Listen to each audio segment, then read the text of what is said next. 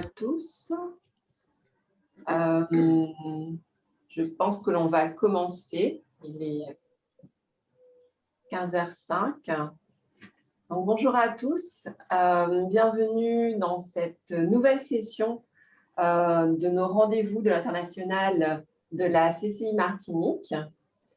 Je vais mettre ma vidéo, je ne l'avais pas mise. Donc, je vais vous rappeler quelques petites règles avant de commencer cette présentation de l'étude TIC dans la Caraïbe. Donc, cette étude consacrée au secteur des technologies, de l'information et de la communication dans la Caraïbe, décryptage des perspectives à l'export. Donc, les quelques petites règles que je vous rappelle en introduction, c'est de bien penser à couper vos micros et vos caméras, de façon à ce qu'on ait un maximum de bandes passantes. N'hésitez pas, bien sûr, à interagir tout au long de cette présentation. N'hésitez pas à interagir et à poser toutes vos questions dans le fil de discussion.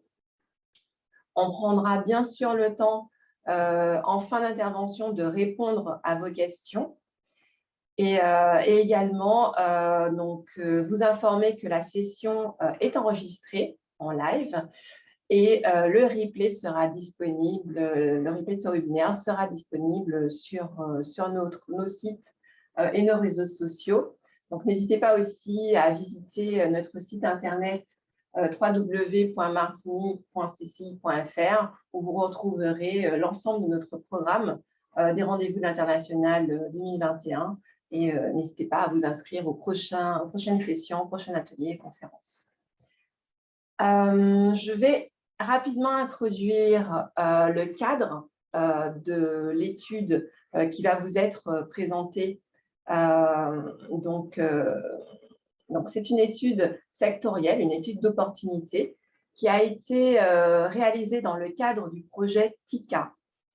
Donc, le projet TICA, pour vous en dire deux mots très rapidement, c'est un projet Interreg Caraïbes qui a été lancé dès 2018 donc, par la Chambre de commerce, mis en œuvre conjointement avec nos partenaires, donc l'OECO, l'Organisation des États de la Caraïbe orientale, Caribbean Export Development Agency et également la CTM.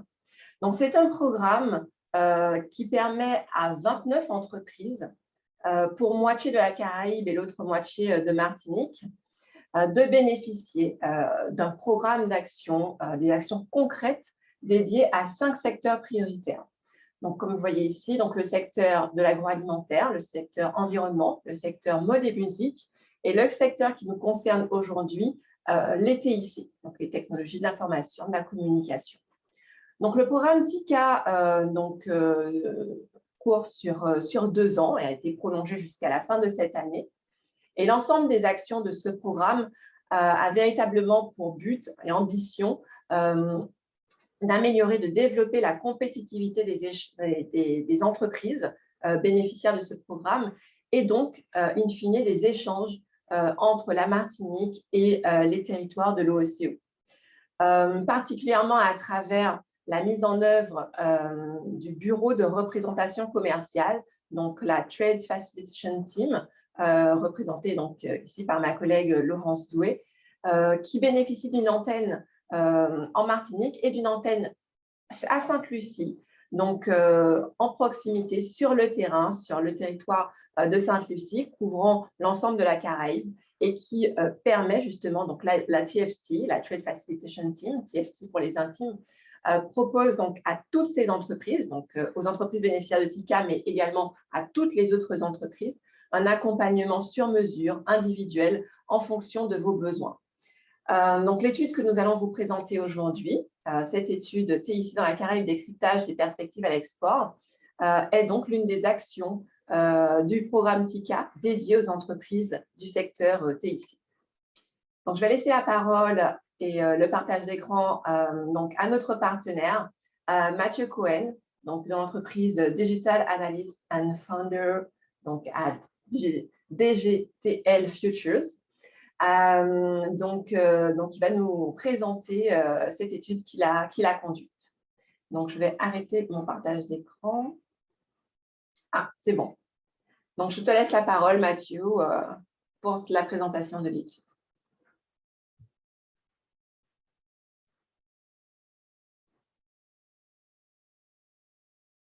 Voilà, c'est bon. Très bien. Alors, est-ce que vous m'entendez bien? Très bien. Donc, merci beaucoup d'être là. Je sais que votre temps est précieux. Il y a beaucoup d'informations, donc on va défiler assez rapidement. Par contre, je vais juste me présenter d'abord. Donc, effectivement, Matthew Cowan. En fait, j'ai créé une société qui s'appelle Digital Futures avec le but de donner plus de visibilité sur les marchés digitales dans la Caraïbe, de faire des analyses stratégiques, sortir les recommandations et faire aussi l'accompagnement pour les entreprises qui veulent mettre en place justement ces stratégies de digitalisation ou de transformation digitale, si vous voulez. Et donc, ce rapport-là, c'était effectivement un rapport que j'ai fait dans le programme TICA avec le CC Martinique pour décrypter un petit peu ce qui se passe dans les pays de l'OCDE en termes de TSI. Donc, on va défiler quand même pas mal de données là, rapidement. Donc, n'hésitez pas à poser les questions. Et puis, merci beaucoup. On y va. Alors, donc, on va juste présenter quelques données clés pour situer un petit peu le marché dans la OCDE. Donc, en fait, si on regarde bien, en fait, c'est vraiment une histoire de deux économies. Il y a la Martinique, il y a des îles anglophones. Donc, en fait, quand on voit bien, en fait, on a à peu près la moitié de la population qui représente à peu près 2 fois le PIB. Ce sont les statistiques qu'on a vues de 2018, parce que tous les comptes ne sont pas encore complètement fermés et publiés pour 2019 et 2020. Évidemment, 2020, c'est notre histoire, donc on va voir. Mais en fait, quand on regarde bien, le PIB par habitant, en fait, n'est pas si éloigné que ça. Donc, on a effectivement un écart de PIB total, par habitant, ce n'est pas si différent. Donc, on voit que l'Antigua-Barbuda et Saint-Kitts approchent un petit peu ce qu'on voit en Martinique. Donc, ça donne les signes qu'il y a quand même un pouvoir d'achat qui est non négligeable. Par contre, en fait, un des vraies choses qu'on voit dans la Caraïbe, en fait, c'est le tourisme. C'est vraiment le roi, c'est le moteur de l'économie.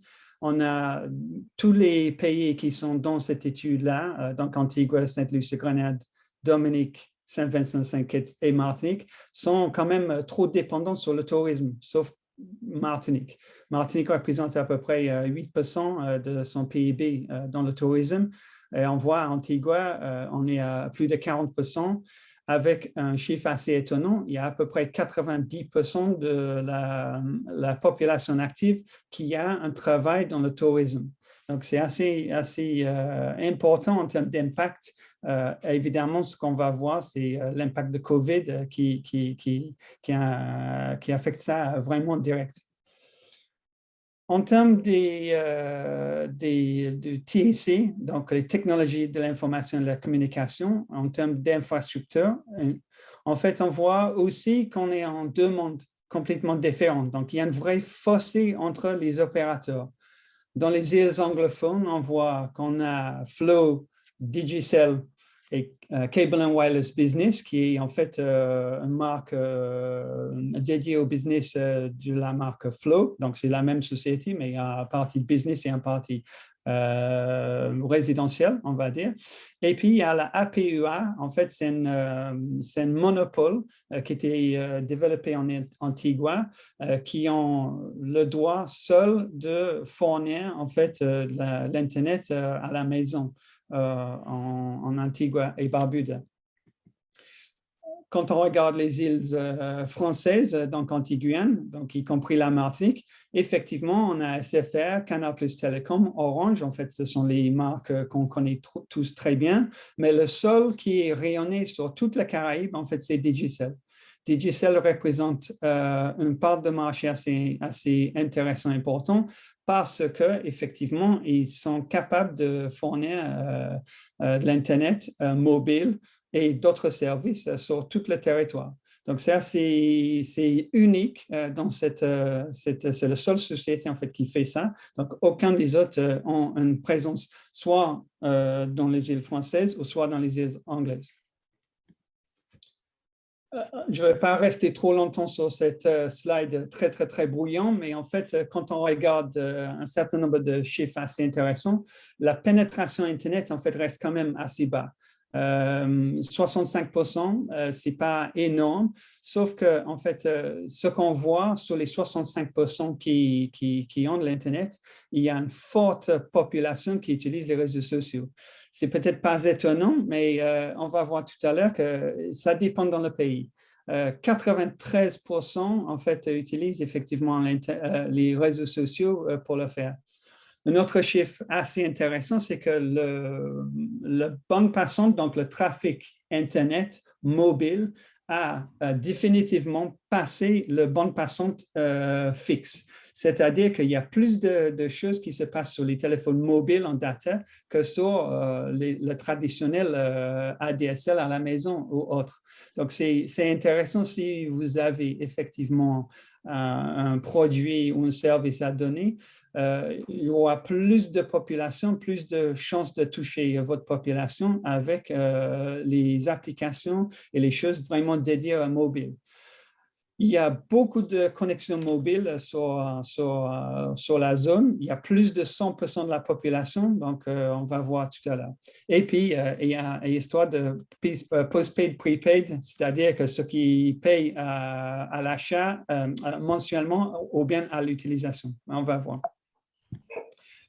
Donc, quand on regarde effectivement le détail sur la pénétration Internet, Martinique est parmi un des pays avec le plus bas pénétration Internet à côté de Sainte-Lucie. Donc, Sainte-Lucie est légèrement plus faible que la Martinique, mais tout le monde qui a une connexion Internet utilise les réseaux sociaux, en gros. Hein. Donc, j'ai arrondi ces chiffres, hein, donc c'est presque 100%, je vais dire. Mais quand on voit de plus en plus qu'on a en fait une pénétration Internet, comme on voit à Saint Kitts avec 80% de la population, on voit qu'il y a moins en moins de personnes qui utilisent des réseaux sociaux. C'est assez intéressant. Quand on regarde les chiffres mondiaux, en fait, la Caraïbe est parmi les leaders avec une utilisation de social media. Donc, il y a beaucoup plus de personnes en moyenne qui utilisent les réseaux sociaux qu'ailleurs. Donc, c'est assez intéressant. Donc, on est vraiment écarté de façon physique, mais on est connecté de façon digitale. Et c'est assez étonnant de voir ça. Mais un problématique, c'est qu'on n'a pas beaucoup de croissance. En fait, la croissance Internet est quasi nulle en dehors de la Dominique et de la Martinique. On voit la Dominique a une croissance de 7% en ce moment depuis 2019, cette chiffre-là. Pourquoi? C'est vraiment une prise de conscience en Dominique depuis une succession de cyclones. Et donc, il y a de plus en plus des entreprises et les personnes qui se mettent sur l'Internet. La Martinique a encore de la marge en fait de croissance. On voit que la pénétration est assez bas, donc il y a encore la marge. Mais ce qu'on voit sur les autres pays, c'est quasi nul. Donc, il n'y a pas vraiment de croissance. Donc, ça veut dire quoi? Ça veut dire qu'il y a pratiquement toute la population qui en veulent connecter sur l'Internet. Chiffre étonnant, j'ai vu ça et j'étais vraiment étonné quand j'ai commencé à faire la recherche. En fait, à Antigua, en fait, il y a à peu près deux connexions mobiles par personne, c'est-à-dire 2 connexions mobiles, 2 fois plus de la population. Donc, je résume, effectivement, tout le monde et son chien a un mobile. En fait, il y a tout le monde qui a ça. je me suis posé la question, évidemment, pourquoi? Parce que c'est quand même bizarre. C'est le sol qui est aussi haut. Mais en fait, c'est en correspondance avec ce qu'on voit dans l'employement, en fait, dans le tourisme. Ce que j'ai pu déterminer, c'est qu'il y a beaucoup de personnes, en fait, qui travaillent 2 ou 3 jobs. Donc, il y a un emploi dans le tourisme, il y a un emploi à côté. Parfois de façon officielle et parfois de façon non officielle, je veux dire ça comme ça. Donc, et en fait, il y a une vraie tendance de séparer en fait ces communications. Donc, tout ce que je dois faire officiellement sur un mobile et tout ce que je fais à côté, je fais sur notre mobile. Donc, c'est assez intéressant, ça s'explique un petit peu, c'est une thèse parce que je n'ai pas pu prouver ça, mais c'est le romantique que j'ai eu avec les interviews que j'ai fait avec des personnes qui étaient là-bas. La Martinique avait toujours plus de connexions. On voit tous des personnes qui baladent avec 2 mobiles souvent, donc c'est assez fréquent. Même chose à Saint-Kitts, c'est assez équivalent de ce qui se passe en Martinique. Il y a encore cette notion de travail informel et un travail formel, donc officiel, et donc une séparation. Donc ça, c'est assez intéressant de voir ça. J'ai dit que le trafic mobile a dépassé le trafic fixe. Effectivement, en moyenne, on est à 52% de le trafic mobile par rapport à 40% fixe dans la zone quand on fait les moyens de tout. Mais effectivement, dans certains pays, c'est encore plus flagrant. On voit à Grenade, par exemple, en fait, il y a 2 tiers de l'information data qui passe sur le réseau mobile que sur le réseau fixe. C'est dû à un certain nombre de facteurs comme le déploiement, mais aussi les coûts qu'on va voir. Donc, en fait, il y a beaucoup d'utilisation des mobiles pour faire les choses. Voilà. Donc, en Martinique, on a à peu près 52-46, voilà, on a vu, et Saint-Vincent, pardon, c'est quasi équivalent. Donc, le reste du trafic, en fait, ce sont les choses pas mobiles, pas fixes, mais fibres, etc. Il y a plusieurs raisons. Par rapport aux téléphones mobiles, les abonnements mobiles, en fait, effectivement, il y a plus d'abonnements avec un abonnement data en Martinique par rapport à d'autres pays. Pourquoi? En gros, c'est légèrement moins cher en Martinique par rapport aux autres pays. Et en fait, les bundles qui ont été créés par Digicel, créés par Wheezy, par Soch et puis Orange Caribe, en fait, a fait effectivement un poussé vers l'utilisation de data sur les téléphones mobiles. En bas de classement, c'est Grenade. On va voir un petit peu pourquoi, mais c'est le coup. J'ai parlé de la différence entre les prepay et le post-pay, c'est-à-dire que je paye un abonnement mensuel où je fais mon utilisation avec les tickets, avec les recharges, tout ça. Quand on prend la moyenne, en fait, c'est représenté par le 0%, de la ligne 0%. En fait, on voit qu'il y a tous les autres pays, tous les îles anglophones qui sont vraiment axé sur le prepay, c'est-à-dire les tickets de recharge et les recharges par texto, etc. Et c'est que la Martinique, en gros, qui a le plus d'abonnements, en fait, en post-pay, c'est-à-dire sous forme d'abonnement, mensuality avec un prélèvement. Ça s'explique en partie par la quantité de personnes qui n'ont pas des comptes bancaires officiels parce qu'effectivement, pour signer un contrat, il faut avoir un compte bancaire et avoir donné l'autorisation pour faire un prélèvement mensuel pour ça. Donc, quand on a une très faible population dans les îles anglaises, avec les banques, effectivement, ça affecte énormément comment ils utilisent les téléphones. Le problème pour eux, c'est qu'en fait, toutes les données sont beaucoup plus chères en passant par ces services en passant par les services mensualisation. Donc, on voit effectivement les coûts d'Internet en fixe. Je parle bien du fixe, c'est-à-dire le broadband à la maison. il y a un écart flagrant entre Dominique, Sainte-Lucie, Martinique et la Grenade avec les îles comme Saint-Kitts, Saint-Vincent et Antigua. C'est beaucoup plus cher. Ce sont les données qui sont alignées sur US dollar, hein, évidemment. Donc, en fait, on voit très bien que la Martinique est parmi le moins cher en termes de données.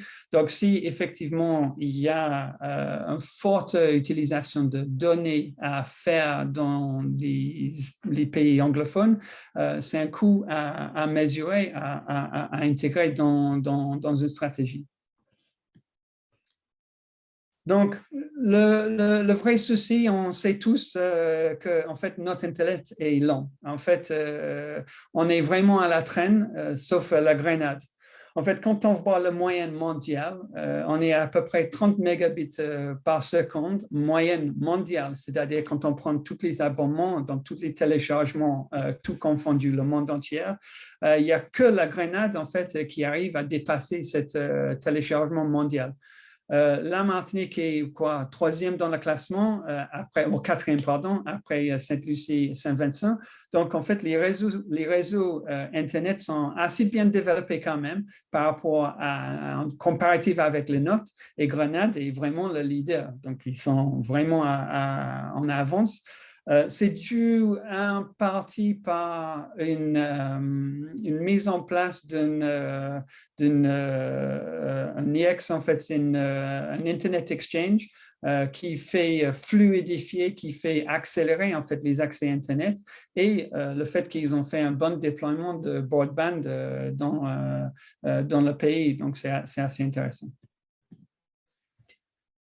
Le déploiement de fibre, quand on voit le fibre, en fait, ça reste encore timide, hein, malheureusement.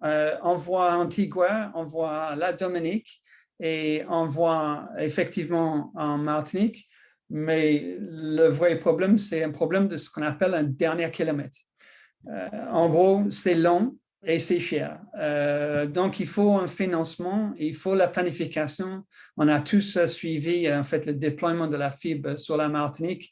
Ça prend du temps parce qu'il faut tirer les câbles, il faut connecter les maisons, il faut parfois changer les équipements, il faut que la maison même a besoin parfois quelques modifications ou un changement d'équipement, un routeur différent, etc., pour supporter en fait ce qui se passe avec la fibre. Mais dans les îles anglophones, effectivement, il n'y a que Antigua en fait qui passe par APUA et la Dominique, en fait, c'est le seul pays dans lequel Digicel offre en fait la fibre à la maison. Donc, ça, c'est en fait des recherches que j'ai faites sur toute la partie commerciale Digicel. Donc, s'ils ont de la fibre, c'est pas encore commercialisé, mais pour le moment, je ne vois pas ailleurs que la Dominique. Donc, en fait, les TIC ne sont toujours pas vraiment un moteur important pour le PIB des pays. On voit la Dominique, on est à 5%, qui est un petit peu derrière l'OCDE, qui est en moyenne de 6%. C'est-à-dire que quand on confond tout le marché TIC, ça pèse quoi pour le PIB du pays? Nous, en Martinique, on est à 3% à peu près. Donc, la Grenade, 2%. Mais quand on compare un pays qui est assez bien développé, qui a mis les moyennes, en fait, Irlande, on est presque 12% en termes d'implication et de moteur pour le PIB là.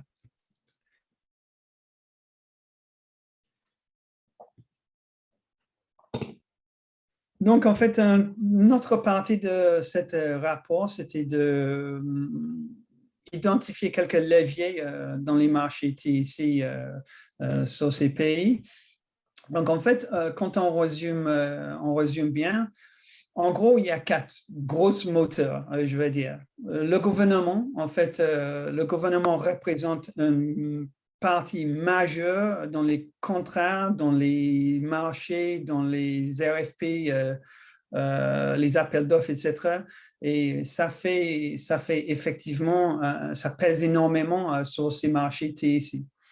Le tourisme a effectivement une moyenne de 32% du PIB et en moyenne plus de 50% de l'emploi.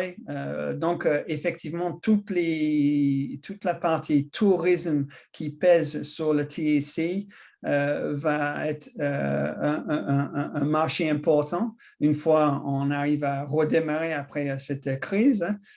Et une autre partie qu'on a vu assez important, ça se développe lentement, mais sûrement. En fait, c'est les objectifs de développement durable.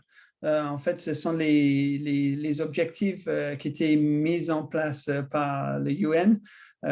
Et en fait, on voit qu'il y a quand même un commencement en fait, d'investissement assez important. Par exemple, quand on voit avec le CREAD, en fait, CREAD, c'est le Climate Resilience Execution Agency for Dominica. En fait, ils ont mis en place une stratégie globale pour rebondir la Dominique après les cyclones, mais aussi de créer en fait de la structure, donc infrastructure, mais aussi la structure business, donc vraiment développer quelque chose qui sera durable et qui peut rebondir assez rapidement. Dernièrement, en fait, ces objectifs à la Dominique ont fait qu'ils ont sorti un produit de ce qu'on appelle la parametric assurance. En fait, la parametric assurance, en fait, c'est une manière de s'assurer contre les aléas de la climat. Donc, si par exemple, on a un champ de production et d'agriculture qui prend de l'eau, donc qui détruit, on peut déclencher en fait notre demande d'être indemnisé après sinistre. Et en fait, ça se passe en quelques jours et l'argent est disponible en moins de 3 jours en moyenne pour les personnes sinistrées. Donc, ce n'est pas du tout la même situation qu'on trouve dans les assurances classiques. Qui peut prendre 6 mois, 9 mois. On a déjà vu les choses qui prennent plusieurs années avant que les autorités déclarent le sinistre réel, qui fait que en fait, ces personnes-là sont pénalisées pour beaucoup plus de temps. Aussi, il y a notre investissement en fait qui commence, ils ont annoncé une monnaie digitale, purement digitale pour le OECO. Et donc, c'est assez intéressant de voir comment ça va se passer. Mais en fait, en gros, ça, c'est de répondre à cette problématique des personnes qui n'ont pas de compte bancaire. Et donc, ça se développe et on voit qu'il y aura de plus en plus d'investissements derrière. Donc, ça veut dire quoi? Ça veut dire qu'il y aura des opportunités en annexe autour de ces produits pour aider les personnes vraiment à en bénéficier. En termes de marché de start-up, on voit dans tous les pays, il y a beaucoup de start-up qui se créent régulièrement. En fait, on ne manque pas des idées, on ne manque pas les personnes qui sont prêtes à tenter le pas, qui démarrent, qui commencent à travailler, mais en fait, le développement long terme, je dis long terme, reste quand même fragile. Je n'ai pas les chiffres exacts parce que c'est parfois difficile dans certains pays d'avoir des informations sur la création des entreprises. Mais il y a la majorité qui ne dure pas plus de 3 ans. Et ça reste malheureusement trop fragile. En termes de tendances sur le marché, en fait, il y a quand même des tendances qu'on voit non seulement dans notre zone, mais dans le monde entier. Et nous sommes dans effectivement un secteur qui est mondial. Hein. Donc, on ne peut pas se cloisonner et dire que oui, c'est uniquement ce qui nous affecte dans les OECO. En fait, ce qui se passe aux États-Unis, en Chine, etc., en fait, a un impact direct sur nos marchés. Mais les tendances à venir, effectivement, c'est le cloud computing. C'est véritablement un moteur qui va driver beaucoup plus d'adoption, en fait, c'est-à-dire de transformation des entreprises classiques vers les systèmes cloud. Donc, on voit qu'il y aura de plus en plus d'offres, de services autour de ces systèmes, donc d'ici 2021 et puis pour les années à venir.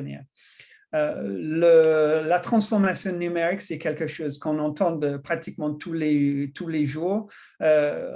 D'après les recherches que j'ai faites, ça ne fait que commencer dans la OECO. il y a une grosse prise de conscience, évidemment. Tout le monde connaît la blague de qu'est-ce qui a fait bouger et démarrer la transformation digitale dans la société. Donc, c'est COVID-19. On est bien d'accord, c'est vrai.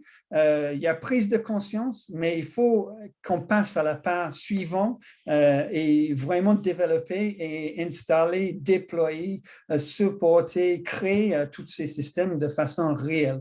Donc, on n'est pas encore là, donc c'est une vraie opportunité pour les entreprises qui sont là dès le départ. Il y a des choses qui deviennent de plus en plus importantes quand on passe à la numérique et quand on utilise effectivement de plus en plus les systèmes cloud dans ce qu'on appelle l'InfoSec, donc Information Security. En fait, ça devient de plus en plus un élément clé et central dans une stratégie TSC pour une entreprise. Il y a une dizaine d'années, l'InfoSec, c'était plutôt un mot de passe, un firewall, peut-être un système d'antivirus, etc., etc.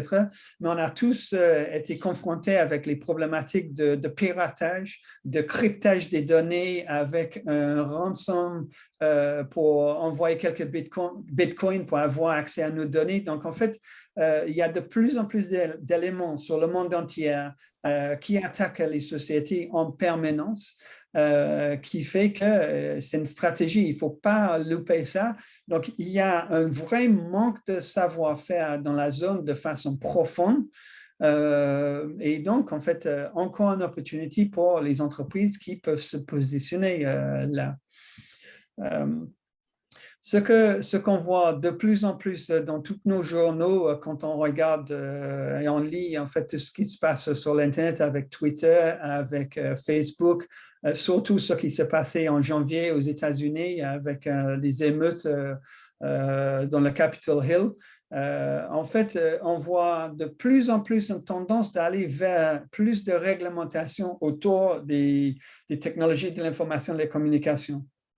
En gros, jusqu'à présent, en fait, l'Internet était un petit peu un Wild West. On faisait pratiquement ce qu'on voulait, mais en fait, la réalité maintenant, c'est qu'il y a de plus en plus de sociétés qui se sont questionnées par les autorités sur le business model, mais aussi sur le produit. Et donc, en fait, ça commence d'être quelque chose à ne pas oublier, à intégrer dans nos stratégies. Je cite deux actes en fait européens qui vont être actés très bientôt. Donc, le Digital Services Act et le Digital Markets Act.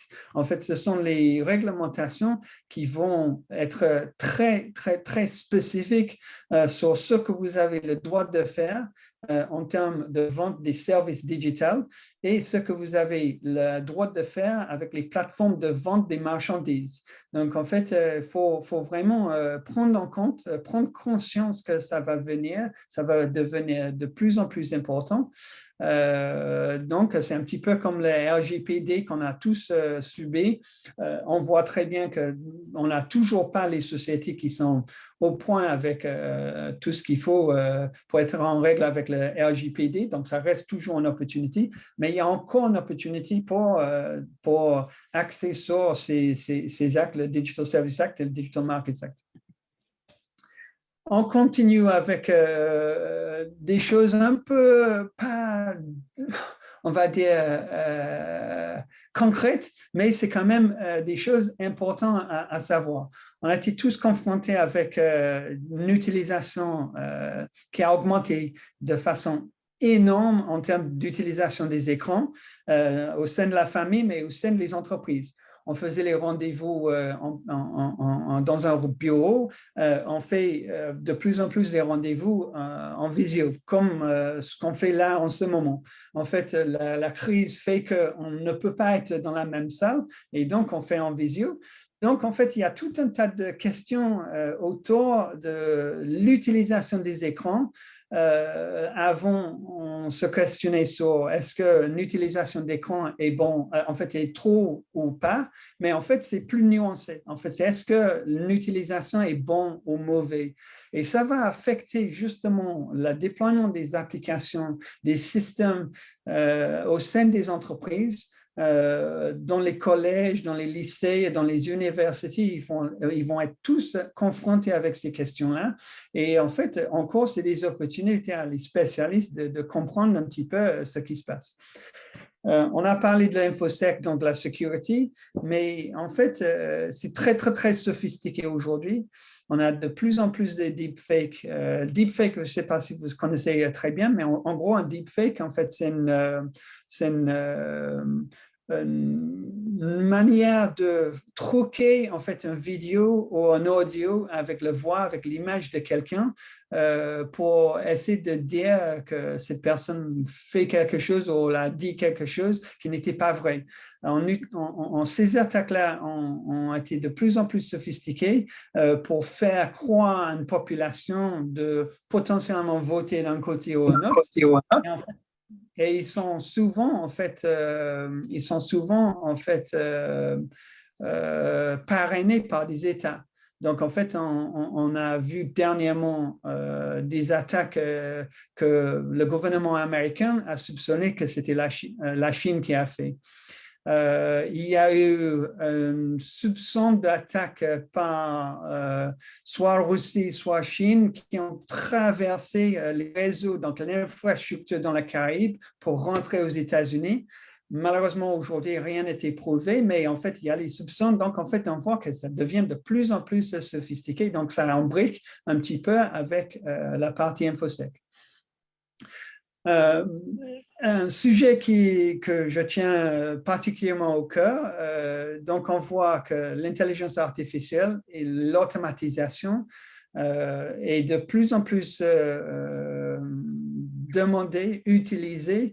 Selon un rapport des DDC, on va estimer une croissance d'à peu près 5 fois d'ici 2025 dans Latine-Amérique, y compris la Caraïbe. Donc, on va voir de plus en plus les systèmes qui vont utiliser. Donc, il faut avoir les spécialisations, en fait, de vraiment utiliser de façon correcte. Donc, encore, c'est les opportunités. Et la dernière tendance qui n'est pas encore résolue, en fait, en termes de questions, le télétravail. Est-ce que ça va devenir la norme ou pas? On ne sait pas, en réalité. Il y a 6 mois, en fait, on pensait qu'effectivement, ça va devenir la norme, mais on voit qu'effectivement, il y a une tendance de dire, oui, mais peut-être je vais passer sur un modèle hybride, donc un peu de télétravail, un peu de travail à l'entreprise. Il y a beaucoup de sociétés qui vendent en fait le bâtiment et en fait, ils s'installent avec les sites de coworking pour fournir un espace de collaboration, de rendez-vous de temps en temps. On ne sait pas encore ce qui va se passer, mais quelqu'un qui suit très, très, très bien ce marché-là, et notamment l'infrastructure et le software nécessaire pour bien supporter ça, peuvent effectivement avoir une opportunité dans cette zone-là. Quelques contraintes dans le marché qu'on a identifiées.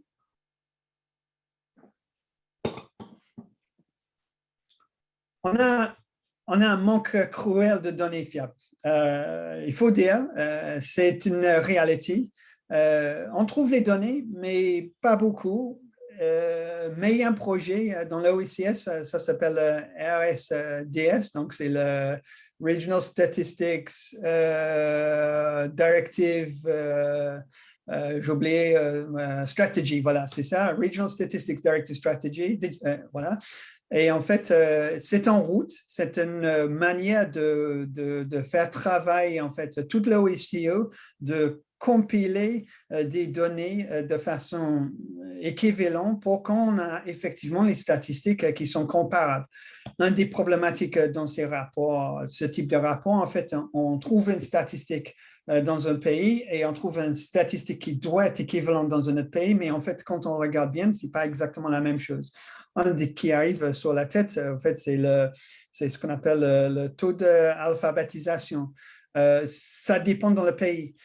Tous les pays sont libres à définir en fait ce que ça veut dire. Et donc, ce n'est pas évident de comparer de façon correcte et équivalente. Mais d'ici 2027, il y aura un vrai déploiement des boîtes en fait, qui sont spécialisées dans les statistiques dans toute la région pour justement fournir de plus en plus de données.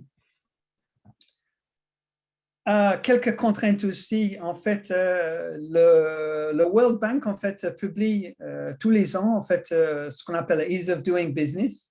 Ce sont les notations en fait qui comparent à peu près 190 pays dans le monde entier sur plusieurs critères pour savoir en fait où c'est plus facile ou plus difficile à créer une société, opérer, payer les impôts, avoir une visibilité sur ces impôts, sur l'administration, etc., etc. Et malheureusement pour nous, dans notre zone, en fait, nos pays en fait sont assez mauvais notés. Grenade, c'est parmi les plus difficiles dans les pays dans cette étude. La Martinique n'a pas d'un classement propre à la Martinique, mais comme la Martinique est un territoire français, en fait, ça c'est le chiffre pour la France. Donc, la France trouve 32e classement sur le monde entier, mais c'est loin devant en fait les autres pays, les îles anglaises dans la région. Pourquoi? En fait, qu'on voit très bien, en fait, c'est accès au crédit, l'insolvabilité, qu'est-ce qu'on fait quand on a un problème, effectivement. Et souvent, en fait, c'est l'effort nécessaire pour payer les impôts. Ça paraît bizarre, mais en fait, les systèmes sont tellement complexes que ça demande en fait un déplacement physique parfois, de rester en file d'attente pendant des heures juste pour payer les impôts tous les ans. Et les règles, en fait, les taux de taxes sont très complexes, etc., etc. Donc, en gros, ça contribue énormément à ces mauvaises notes.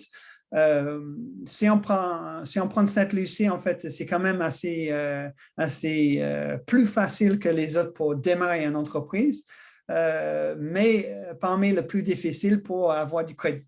Donc, en fait, on peut créer une société, mais si on veut vraiment alimenter avec de l'argent pour faire vivre, pour faire développer, c'est quand même complexe. Voilà. Donc, tous ces chiffres-là sont dans le rapport expliqués de plus en détail. Pas de représentation sans imposition, une phrase que j'aime beaucoup, qu'on entend souvent aux États-Unis, mais malheureusement, c'est principalement l'imposition. Hein? On paie beaucoup de taxes. La Martinique, premier classement, plus de 60% quand on prend tout ensemble, ce sont les taxes et les contributions tout confondues, hein, de façon moyenne. Hein. Et Sainte-Lucie Dominica sont quand même relativement moins importants, moins onéreux, donc des pays effectivement assez intéressants en termes d'investissement. La Dominique, en fait, a fait effectivement un changement récemment pour promouvoir l'investissement. Et Antigua-Barbuda aussi, ils ont fait quand même un effort sur les choses, mais ça reste malheureusement mitigé pour le moment. On a un espace TIC que je caractérise de façon fracturée. Fracturé parce qu'en fait, il n'y a pas un espace unique. D'ailleurs, c'est un projet du CARICOM pour créer ce qu'on appelle un espace unique TIC. Ça a été discuté en 2016, si je me rappelle bien, avec une promesse de démarrer rapidement. Beaucoup de discussions, beaucoup de rendez-vous, beaucoup de plans, mais rien de concret pour le moment. On espère que le COVID a fait bouger les choses, que ça va devenir effectivement quelque chose de plus important en termes de projets alimentaires.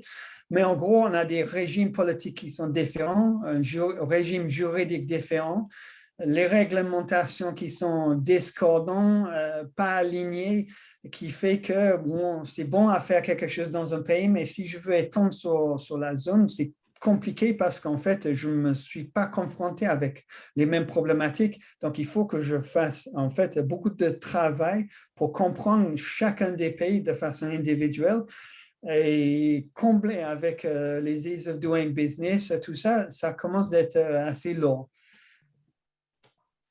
Le sujet du moment, la crise sanitaire COVID-19 a effectivement un impact important, on sait très bien. Quel impact? On ne sait pas encore quel sera le résultat, mais en fait, on vit dans une expérience forcée. C'est la plus grande expérience forcée que le monde a jamais vue. On va voir qu'il y a des gagnants. Il y a malheureusement les perdants. Pour le moment, on ne sait pas qui est qui. On a quelques idées, quelques indications. Par exemple, le tourisme a eu un fort impact à la baisse. Les PIB sont de façon significativement affectés. Un rapport sur l'économiste a fait une estimation d'une baisse de PIB mondial de moins de 10%, c'est-à-dire qu'on commence avec une économie de 90% que c'était avant la crise. Donc, c'est très important. Couplé effectivement avec le tourisme dans notre zone, on a vu l'importance de tourisme dans le PIB. C'est quand même important et inquiétant. Mais on voit que quand même, il y a une forte progression avec les revendeurs dans le monde TIC particulièrement. Donc, ceux qui revendaient en fait matériel, donc serveurs, postes, imprimantes, accessoires, soft, etc. On voit qu'il y a une forte augmentation sur toute la zone. On ne sait pas si ça va durer. C'est probablement un pic quand en fait tout le monde était forcé de s'équiper pour travailler à la maison et une seule tablette ne suffisait pas pour la famille quand on avait les enfants à l'école à distance. La personne qui travaille, peut-être deux adultes dans la maison qui travaillent en même temps. Donc, il y a eu une rush en fait d'achat d'équipement. On voit ça chez les grossistes qui confirment en fait ce qui se passe. On a eu une forte augmentation de ce qu'on appelle l'e-commerce, donc tout ce qui est achat sur l'Internet dans la zone. On n'a pas des chiffres parce que malheureusement, tant qu'on n'a pas le projet de statistiques aligné, on ne va pas voir en fait tout ce qui se passe. Et tout ce qui est service cloud et tout ce qui est autour du cloud qui a eu une forte augmentation. Et par contre, e-commerce et cloud, on estime que ça va continuer pour des années à venir. Donc, quelle est l'opportunité pour les entreprises qui veulent profiter, qui veulent peut-être participer dans cette zone? Je caractérise en deux façons pour le moment. Opportunité commerciale et une opportunité stratégique.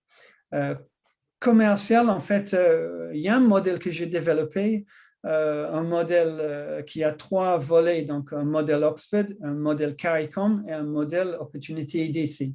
IDC, c'est une grosse boîte de consulting qu'on voit souvent, qui fait les prédictions sur les marchés. En gros, l'Opportunity Oxford, en fait, c'est quel est le poids sur le PIB avec l'industrie, le secteur TIC. Tout simplement. Donc, quand on voit les pourcentages qu'on a vus tout à l'heure, en fait, on arrive à un certain chiffre par pays. On voit effectivement que la Martinique est bien au-dessus des autres pays. Ça, c'est par rapport effectivement au PIB total. L'opportunity CARICOM, en fait, c'est quoi? C'est quand on voit quel est le poids potentiel et vu en termes des marchés TIC dans ces pays du CARICOM. Donc, ce sont les chiffres CARICOM en termes de poids sur l'économie. Et l'Opportunity EDC, en fait, c'est un modèle par rapport à un rapport de l'EDC qui disait que pour chaque dollar dépensé chez Microsoft, en fait, il y a 10 dollars pour d'opportunités en fait des services et des produits annexes. Donc, en fait, en calculant ça, en fait, on voit que certains pays restent encore de la marge, en fait, de se développer. Saint-Vincent, Grenade, Sainte-Lucie, ce sont les trois qui arrivent en tête de classement. La Martinique a potentiellement un peu de développement selon le modèle CARICOM, même avec le modèle EDC par rapport au modèle Oxford, qui est le modèle existant en gros. Mais en fait, il y a quand même un potentiel commercial dans les pays. En termes de stratégique, en fait, on a vu toute la partie avant qu'on voit qu'il y a de plus en plus de spécialisations qui sont importantes quand on parle de l'opportunité, quand on parle des nécessités, les besoins dans les marchés.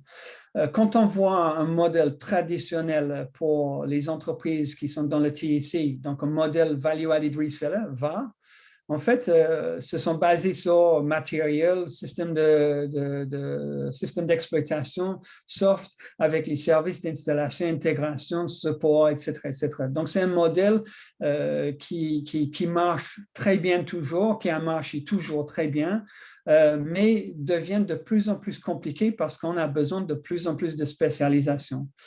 Donc, en fait, on bascule sur un modèle avec les spécialisations qui arrivent un peu plus haut dans les tranches. En fait, on a besoin des personnes qui sont beaucoup plus focus sur business process.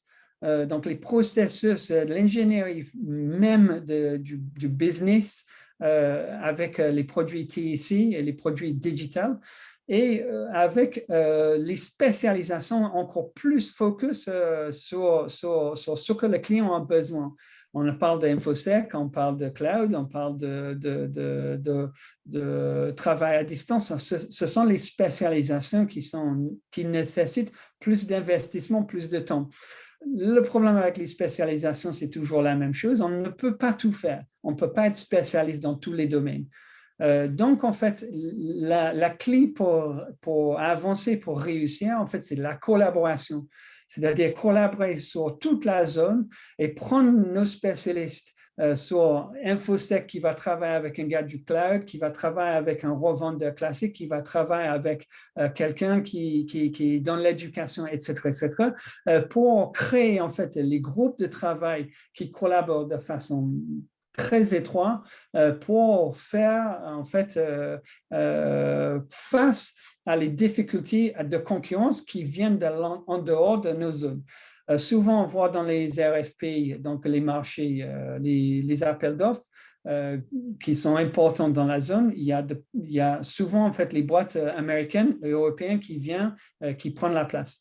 Et donc en fait les boîtes locaux n'ont pas de quoi pour répondre parce qu'ils restent sur les modèles avant et donc ils n'ont pas suffisamment de spécialisation. La partie assez intéressante dans ça, c'est qu'effectivement, on a plus de marge sur les spécialisations sur la partie classique. D'ailleurs, on voit que les marges sont de plus en plus faibles dans la partie classique que la partie spécialisation. Il y a des opportunités dans les domaines, je ne vais pas descendre tout ça, mais en fait, j'ai identifié quand même quelques domaines de spécialisation. Donc, les opérations cloud, on a parlé. Les opérations commerciales, parce qu'en fait, la commercial digital, ce n'est pas la même chose qu'une commercialisation classique. Donc, c'est ce qu'on voit dans le marketing digital, mais c'est aussi les services de transformation numérique qui touchent l'optimisation de chaînes de valeur dans les entreprises. Des technologies émergentes qu'on a discutées, comme l'analyse des données, visualisation, l'intelligence artificielle, etc., etc., ce qu'on appelle les white glove services, donc c'est les gants blancs, en fait, on va dire ça comme ça. Ce sont les services de spécialisation d'aide. Par exemple, en fait, on voit des pays dans la Caraïbe qui ont instauré en fait les passeports, je vais dire ça comme ça, des passeports de rester sur place pendant 1 ou 2 ans pour travailler à distance sans être en fait imposable déjà, mais sans avoir en fait les visas spécifiques. Ce qui était très difficile à obtenir.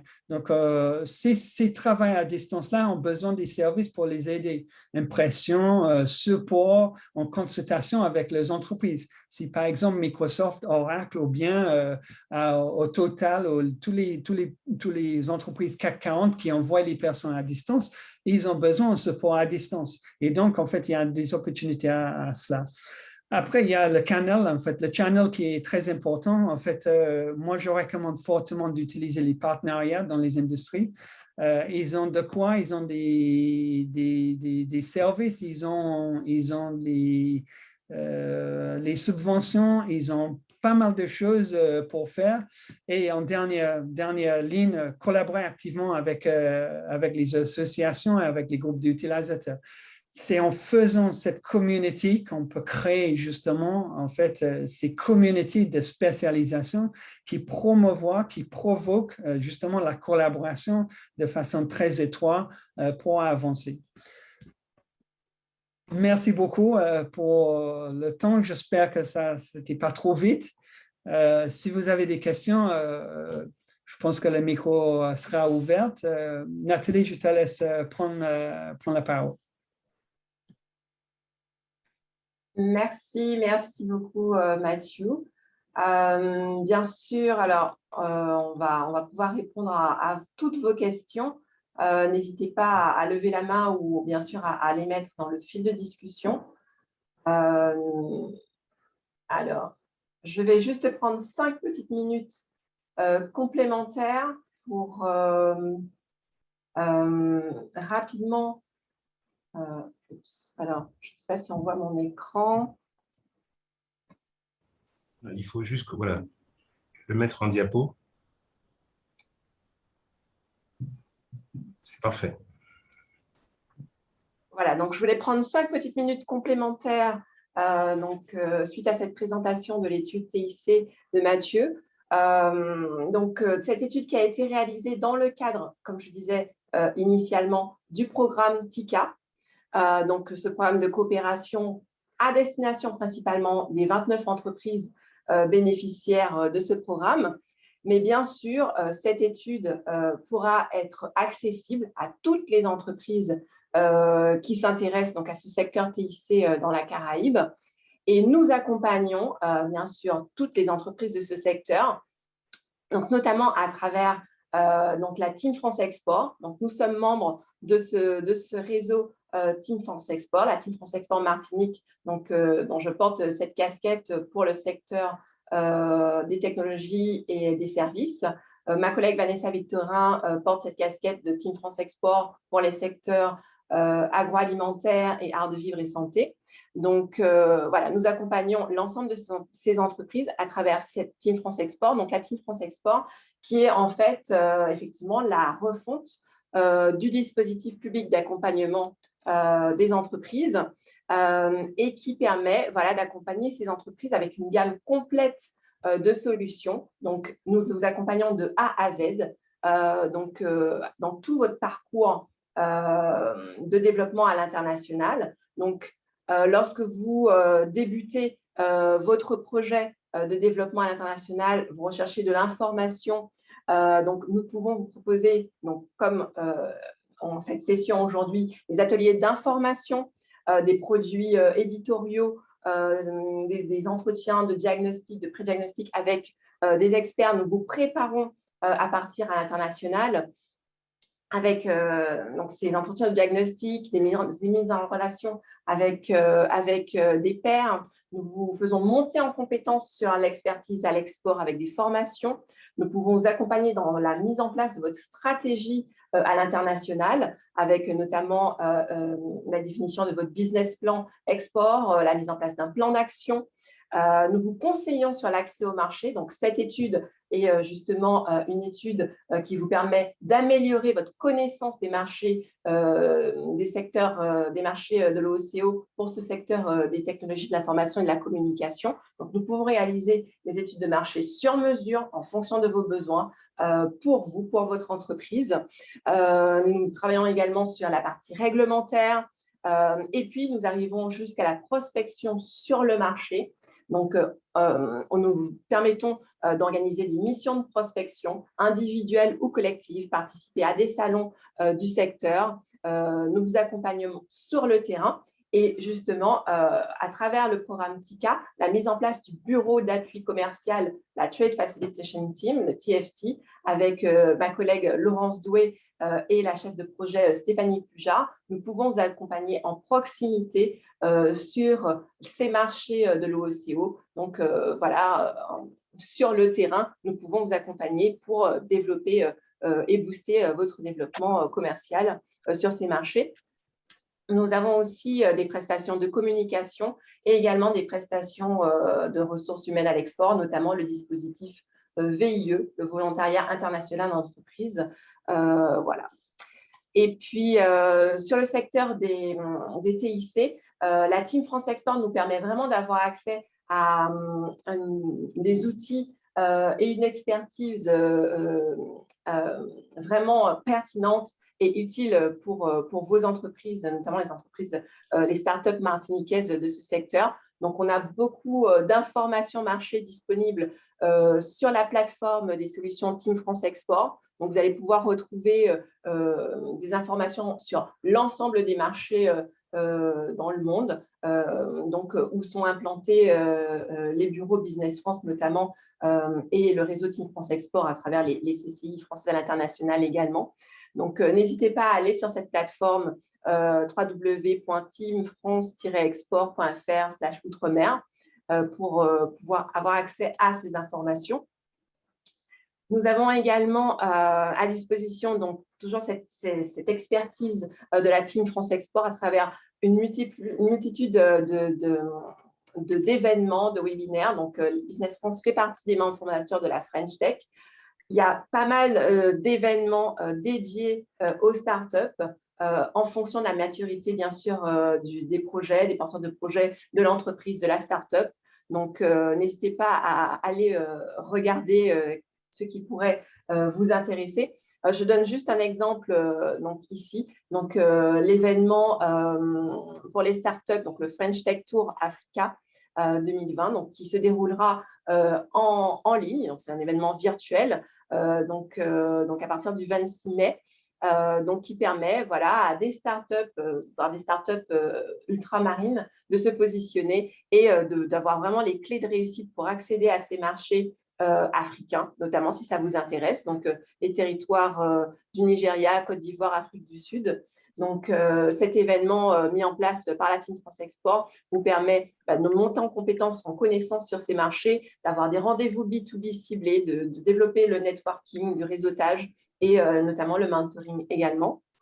Vous avez pas mal de webinaires également disponibles sur la plateforme, donc n'hésitez pas à les voir, et un blog dédié au secteur tech et services. Donc, je vais vous retenir plus longtemps. Nous avons également des actions dédiées aux Outre-mer, à nos entreprises des Outre-mer, notamment l'événement WebPI qui en sera sa 3e édition cette année, qui a eu une édition en 2019 et 2020. En 2020, il était 100% digital. Ça se déroulait en juillet 2020. Donc, c'est un bootcamp dédié aux startups ultramarines pour accélérer justement ces startups, donc qui a été mis en place en partenariat avec nos associations tech locales, donc Martinique Tech, Guadeloupe Tech, Guyane Tech, qui a été prise en charge partiellement, donc subventionnée par la Convention Business France, ministère des Outre-mer, et où une sélection de startups a pu bénéficier voilà, de sessions de coaching, de montée en compétences, de formation et d'information sur les territoires et notamment sur l'Amérique du Nord, le marché d'Amérique du Nord. Donc, c'était un événement donc, qui était assez intéressant pour nos startups ultramarines. Et nous avons des événements tech spécifiques que nous envisageons voilà, pour vous, pour vos entreprises dans la Caraïbe. Donc, notamment le IT Tech Summit, donc, la dernière édition date d'octobre 2020. Et nous avons participé en 2019 au Tech Beach Retreat, donc avec une délégation de 6 entreprises donc, bénéficiaires du programme TICA, donc, qui avaient participé à cet événement à la Jamaïque. Donc voilà, et toutes ces prestations, tous ces événements peuvent être financés par les différents dispositifs voilà, pour permettre à vos entreprises, vos startups d'être prises en charge partiellement. Donc, vous avez le chèque relance export qui peut prendre en charge jusqu'à 50% des dépenses éligibles en fonction du type de prestation. Si c'est une prestation individuelle, 2 000 € peuvent être alloués pour un chèque de relance export. Prestations collectives jusqu'à 2 500 pour du B2B, c'est 1 500 €. Pour un VIE, donc le dispositif volontaire international en entreprise, qui est le dispositif ressources humaines, donc vous pouvez avoir un chèque jusqu'à 5 000 €. La convention dont je parlais, convention Business France, ministère des Outre-mer, vous pouvez bénéficier d'une prise en charge entre 0 et 80% selon votre éligibilité. Pour le VIE, c'est entre 50 et 65% de l'indemnité du VIE qui peuvent être prises en charge. Il y a également des dispositifs mis en place par la BPI, donc Banque publique d'investissement française, donc l'assurance prospection et l'assurance prospection accompagnement, qui peuvent également venir prendre en charge certaines dépenses éligibles en lien avec vos actions de développement à l'international, donc votre prospection à l'international. Il y a certaines dépenses qui peuvent être prises en charge dans le cadre d'une assurance prospection.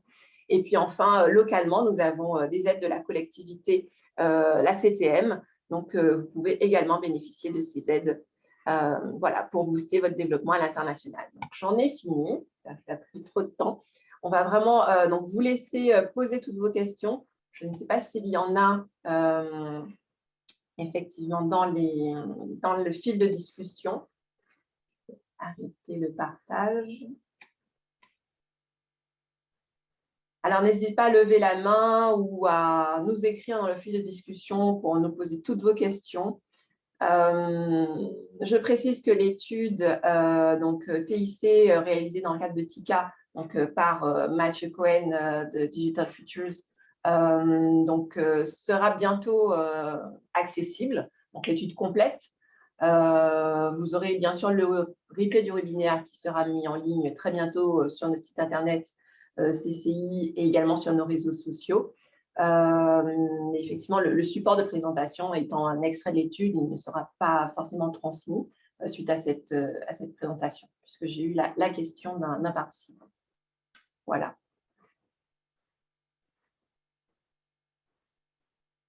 Alors, je ne sais pas s'il y a des questions, n'hésitez pas. On peut prendre encore quelques petites minutes pour y répondre.